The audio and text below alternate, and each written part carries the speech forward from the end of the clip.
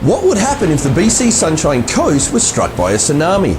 According to the National Weather Service, there are an average of 2 tsunamis each year that cause damage near their source. This means that unlike hurricanes, tornadoes or forest fires, tsunamis are a much rarer occurrence. This fact alone means the risk of a tsunami hitting the Sunshine Coast is very low. But what if the worst did come to happen and we were one of the 2 unlucky locations to be struck by a tsunami? A 2006 study by EmergeX Planning for the SCRD explains that because of our location, the run-up potential for our region is less than 2 meters. Run-up is the amount of seawater that could be pushed up above normal sea level during a tsunami.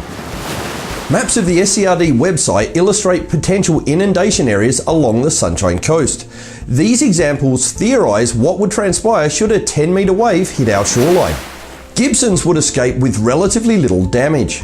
While the marina and infrastructure and property along Marine Drive would likely be devastated, most of the town wouldn't feel the direct consequences of a large 10-metre tsunami.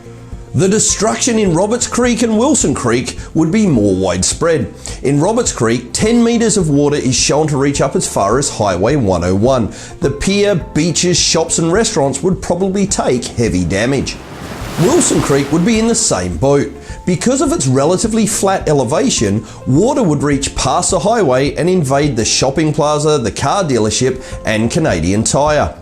Damage to property and infrastructure could be immense.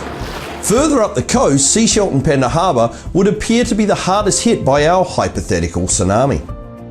Large swaths of central Sechelt would be decimated, and the northern part of the peninsula would likely be completely cut off from the rest of the province until the waters receded.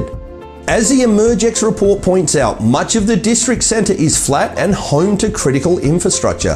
This is compounded by the limited sheltering of the local offshore islands. It's a similar story for Pender Harbour, where many parts of that community would find themselves underwater or cut off from the rest of the region. So, what should you do when you hear there's a tsunami warning for the Sunshine Coast? Ready.gov provides these safety tips. If you're on land, head towards high ground. That's as far inland as possible and stay there until officials tell you it's safe to return. If you're in the water during a tsunami and it's impossible for you to reach land, find anything that floats and just hold on tight.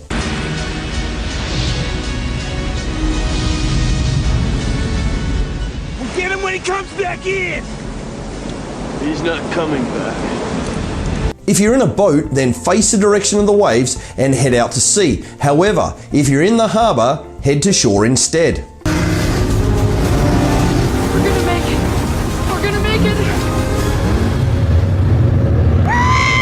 When the tsunami retreats, there will likely be flooding and damage to infrastructure and property.